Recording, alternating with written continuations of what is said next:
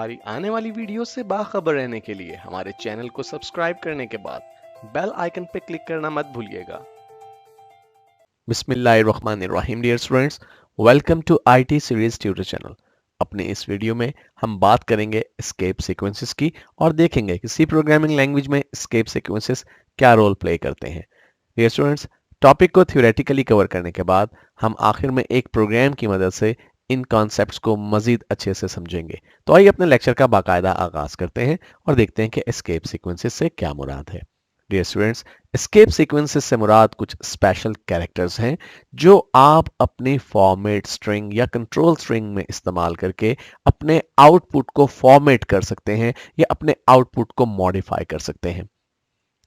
इन characters की खासियत यह है कि ये इटसेल्फ खुद से प्रिंट नहीं होते, बल्कि ये प्रिंट होने वाले आउटपुट को मॉडिफाई या फॉर्मेट करने के लिए इस्तेमाल होते हैं। तमाम एस्केप सीक्वेंसेस बैकस्लैश से स्टार्ट होते हैं और बैकस्लैश के बाद कुछ स्पेसिफिक कैरेक्टर्स का इस्तेमाल किया जाता है। चूंकि बैकस्लैश तमाम एस्केप सीक्वेंसेस में इस्तेमाल होता है, इसलिए बैकस्लैश को एस्केप कैरेक्टर भी कहते हैं। डियर स्टूडेंट्स, यहाँ पे आपको कुछ एस्केप सीक्वेंसेस, उनके नाम और उनकी डिस्क्रिप्शन दी गई है कि ये किस मकसद के लिए इस्तेमाल किए जाते हैं। आइए वन बाय वन हम इन्हें डिस्कस करते हैं।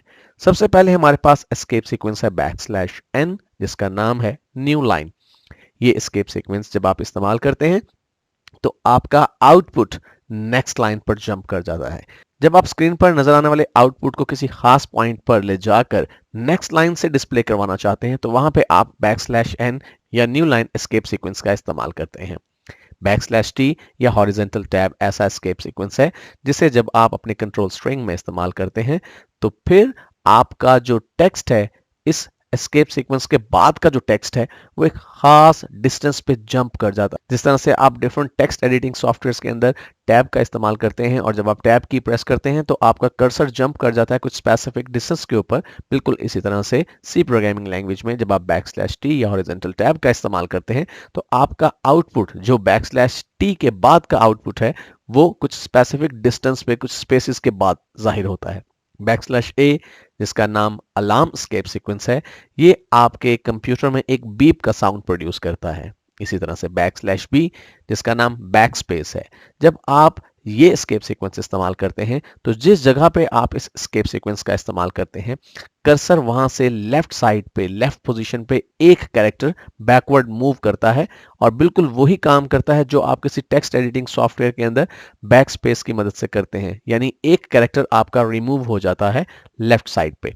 इसी तरह से बैकस्लैश आर, जिसका नाम रिटर्न एस्केप सीक्वेंस है, इसकी मदद से आप अपने कर्सर को लाइन के बिल्कुल स्टार्ट पर जंप करवा देते हैं। और ये बात बहुत इंपॉर्टेंट है कि जब आप इस एस्केप सीक्वेंस का इस्तेमाल करते हैं तो इस एस्केप सीक्वेंस से पहले लिखा हुआ तमाम का तमाम टेक्स्ट डिस्प्ले नहीं होता, वो रिमूव हो जाता है क्योंकि कर्सर लेफ्ट मोस्ट पे जंप करता है, लाइन के स्टार्ट पे जंप करता है, इसलिए इससे पहले जो भी टेक्स्ट मौजूद होगा वो एरेज हो जाएगा।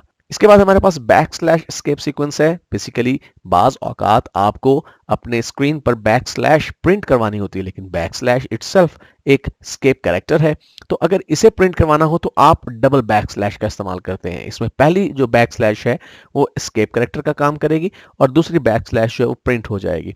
बिल्कुल इसी तरह से सी प्रोग्रामिंग लैंग्वेज में सिंगल कोटेशन मार्क्स और डबल कोटेशन मार्क्स खास अहमियत रखते हैं, इनका एक खास रोल है। जब आप इन्हें प्रिंट करवाना चाहते हैं अपनी कंट्रोल स्ट्रिंग या फॉर्मेट स्ट्रिंग के साथ तो आपको बैकस्लैश का इस्तेमाल करना पड़ता है।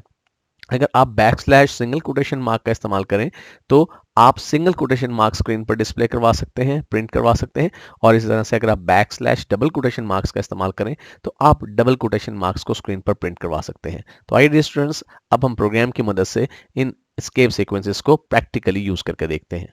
डियर स्टूडेंट्स, जैसा कि आप स्क्रीन पर देख सकते हैं कि डिफरेंट एस्केप सीक्वेंसेस को इस्तेमाल करने के लिए मैंने यहाँ पर एक प्रोग्राम पहले से टाइप और सेव करके रखा हुआ है। यहाँ पे बहुत सी प्रिंट ऑफ स्टेटमेंट्स का मैंने इस्तेमाल किया है। इनमें से हर एक प्रिंट ऑफ स्टेटमेंट एक एस्केप सीक्वेंस का यूज कर रही है और दूसरी प्रिंट ऑफ स्टेटमेंट उस एस्केप सीक्वेंस का यूजेज बता रही है। मिसाल के तौर पे अगर आप पहली प्रिंट ऑफ स्टेटमेंट को देखें तो यहाँ पे मैंने कहा insert backspace in the output. अब यहाँ पे ये बताया जा रहा है कि नेक्स्ट लाइन में हम जो एस्केप सीक्वेंस यूज कर रहे हैं वो बैकस्पेस आपके आउटपुट में प्रोड्यूस करेगी। एक और चीज जो काबिल गौर है, इन तमाम प्रिंटफ स्टेटमेंट्स के अंदर हमने बैकस्लैश n का इस्तेमाल किया। अभी हमने डिस्कस किया कि बैकस्लैश n या न्यू लाइन भी एक एस्केप सीक्वेंस है जो कि आपके आउटपुट को नई लाइन पर ले जाता है। लेकिन यहाँ पर हमने हर एक प्रिंटफ स्टेटमेंट में बैकस्लैश n का इस्तेमाल किया है, क्योंकि अगर मैं ऐसा ना करता तो हमारा जो आउटपुट प्रोड्यूस होगा वो बहुत ही मिक्सअप होगा और हमारे लिए चीज़ों को सॉर्ट आउट करना मुश्किल हो जाएगा। लेकिन हम ये जानते हैं कि बैकस्लैश n की मदद से हम न्यू लाइन प्रोड्यूस करते हैं अपने आउटपुट में। डियर स्टूडेंट्स, दूसरी लाइन में देखिए जो मैंने प्रिंटफ स्टेटमेंट यूज किया, यहाँ पे मैंने backslash b escape sequence use किया है और हम ये जानते हैं कि इसकी मदद से हम कर्सर को लेफ्ट साइड पे एक कैरेक्टर मूव करवा सकते हैं। अब इससे होगा ये कि जब आउटपुट प्रोड्यूस होगा तो हेलो वर्ल्ड की जगह हेलो में से हमें ओ जो है वो कटा हुआ मिलेगा, यानी ओ मौजूद नहीं होगा आउटपुट में, तो हेल वर्ल्ड प्रिंट होगा हमारे पास स्क्रीन पर। इसी तरह से insert new line in the output, यहाँ पे हमने बैकस्लैश n जो यूज की है, जैसे मैंने अभी आपसे कहा कि हमने सिर्फ अपने आउटपुट को नेक्स्ट लाइन पर ले जाने के लिए यूज किया, एक्चुअली हम इसे यूज यहाँ पर कर रहे हैं हेलो बैकस्लैश n वर्ल्ड। अब इसमें हेलो एक लाइन पे प्रिंट होगा और वर्ल्ड दूसरी लाइन पर प्रिंट होगा। इस तरह से हमने यहाँ पर बैकस्लैश r एस्केप सीक्वेंस का इस्तेमाल किया है जो कि रिटर्न एस्केप सीक्वेंस है, और इससे होगा ये कि हमारा कर्सर इस लाइन के स्टार्ट पर चला जाएगा और हेलो का वर्ल्ड पूरा का पूरा हमारे पास से रिमूव हो जाएगा और सिर्फ वर्ल्ड लिखा हुआ हमारे पास प्रिंट आउट होगा। और इसी तरह से यहाँ पे हमने टैब का इस्तेमाल किया है, तो बैकस्लैश t, और अगर हम इसे थोड़ा सा स्क्रॉल डाउन करें तो यहाँ पर आप देख रहे हैं कि सिंगल कोटेशन मार्क्स के लिए हमने backslash single quotation mark, double quotation marks के लिए बैकस्लैश डबल कोटेशन मार्क्स का इस्तेमाल किया है।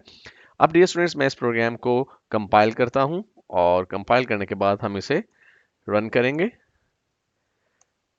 तो देखिए इस तरह का आउटपुट हमारे पास प्रोड्यूस हो रहा है। तो पहला जो आउटपुट हमारे पास स्क्रीन पर नजर आ रहा है, इंसर्ट बैकस्पेस इन आउटपुट, और यहाँ पर हमने बैकस्लैश b का इस्तेमाल किया था। देखिए हेलो वर्ल्ड की जगह हमें हेल वर्ल्ड लिखा हुआ नजर आ रहा है। इसी तरह से insert new line in output में हेलो एक लाइन पे है जबकि वर्ल्ड दूसरी लाइन पर चला गया है। अब move the cursor to the beginning of the current line में देखिए हेलो का वर्ड पूरा का पूरा रिमूव हो गया है और वर्ल्ड जो है वो हमारे पास स्क्रीन पर प्रिंट हुआ है। इस तरह से जब हमने बैकस्लैश t का इस्तेमाल किया, यानी टैब इंसर्ट किया अपने आउटपुट में, तो हेलो और वर्ल्ड के दरमियान आप देख रहे हैं कि कुछ स्पेसिस का डिस्टेंस है। और इसी तरह से सिंगल कोटेशन मार्क्स को यूज करने के लिए हमने बैकस्लैश सिंगल कोटेशन मार्क का इस्तेमाल किया था, तो इसमें हमें हेलो वर्ल्ड के एंड पे सिंगल कोटेशन मार्क नजर आ रहा है, और इसी तरह से डबल कोटेशन मार्क हमें नजर आ रहा है इससे नेक्स्ट आउटपुट के अंदर। और बैकस्लैश जब हमने प्रिंट करना चाहिए तो हमने डबल बैकस्लैश का इस्तेमाल किया था। तो यहाँ पर आप देख रहे हैं कि हमारे पास C कॉलन सिंगल बैकस्लैश आ रही है, क्योंकि हमने पहले ये बात डिस्कस कर ली थी कि जब हम दो बैकस्लैशेस यूज करेंगे तो उसमें से पहली बैकस्लैश जो है वो एस्केप सीक्वेंस के तौर पे यूज होगी और दूसरी बैकस्लैश जो है वो स्क्रीन पर प्रिंट हो जाएगी।